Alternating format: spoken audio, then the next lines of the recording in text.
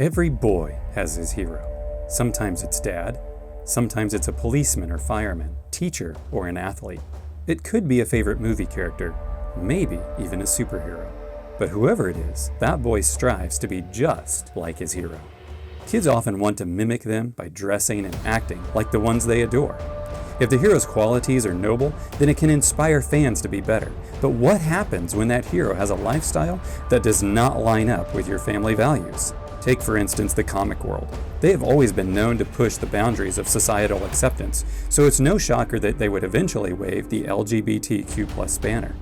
Spider-Man has always tried to portray a squeaky clean, kid-friendly image, which has resulted in garnishing a huge following of youthful fans. But things are about to get a whole lot more adult. It's no secret that the LGBTQ community is pushing hard for the media representation.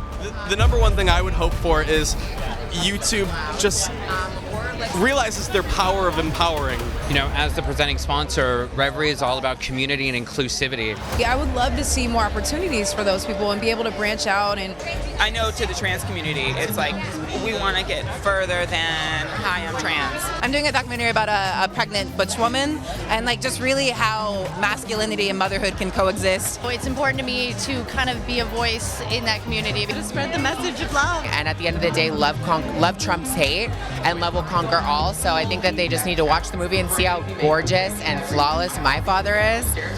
And maybe they'll learn a little something. Apple's latest commercial highlights its fight to be mainstream. Hello, I'm Taylor. My pronouns are they, theirs, and them. One of the great things about television is it helps us to make sense of who we are and where we're going. Something about being on television makes people see you as part of our culture. For anyone who doesn't think that media affects you, this is the proof in the pudding. There could be no need to force representation if it didn't shape society's views on the topic. It's effective, and no one can argue its impact in recent years. Spider-Man is the latest character to get an LGBTQ makeover. The actor who played Spider-Man, Andrew Garfield, was interviewed at a Comic-Con convention in which he drops that he thinks his love interest MJ should be a man. Andrew Garfield recently had a conversation with producer Matt Tolmick about having Mary Jane Watson be a man and having Spider-Man be a homosexual. He said, quote, "I was kind of joking, but kind of not joking about MJ. And I was like, what if MJ is a dude? Why can't we discover that Peter is exploring his sexuality? It's hardly even groundbreaking, so why can't he be gay? Why can't he be into boys?" When Spider-Man's creator Stan Lee was asked about making Spider-Man bisexual, he had this to say. He's becoming bisexual? I don't know, seriously, I don't know anything about that. And if it's true, I'm gonna make a couple of phone calls. Andrew Garfield, who was also in Hacksaw Ridge, indicates he was not brought up with any kind of faith. He believes in love, but what kind of love? Well, whatever kind of love it is, it doesn't include the picture of love the Bible paints. In an interview with New Now Next, he said, "I believe that we need to reevaluate this idea that we have of the nuclear family, this idea that we have 2.4 children, this idea that it's Adam and Eve and not Adam and Steve."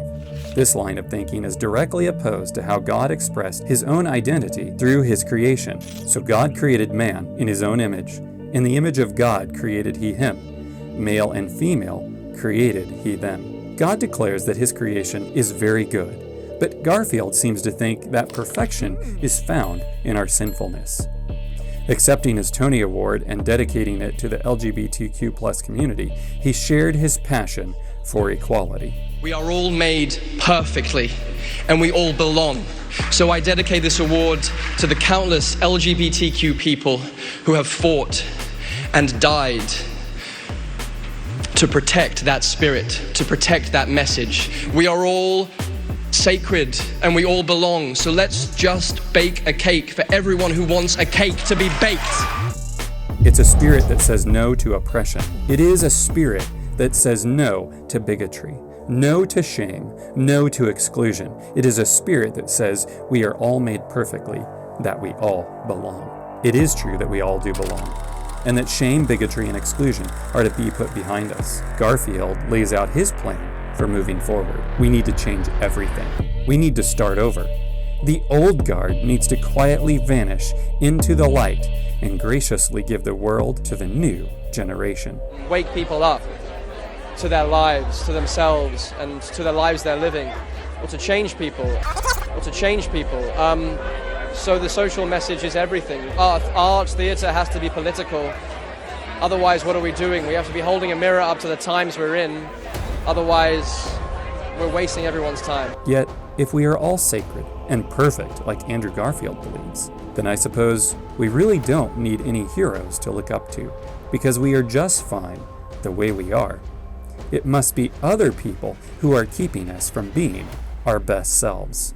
The Bible tells us that we are fallen, sinful, and broken. Even our thoughts are corrupt because our hearts are corrupt. For all have sinned and come short of the glory of God. This New Age way of thinking accepts everything except what God has to say about how we live our lives. It's ironic that we flock to the heroes that represent the empowerment of our best selves, and we leave out the most inclusive hero of all. Jesus died to save everyone, and he's the only one who can change us into who we are meant to be. Now that's somebody I can look up to. Nevertheless, we, according to his promise, look for new heavens and a new earth wherein dwelleth righteousness.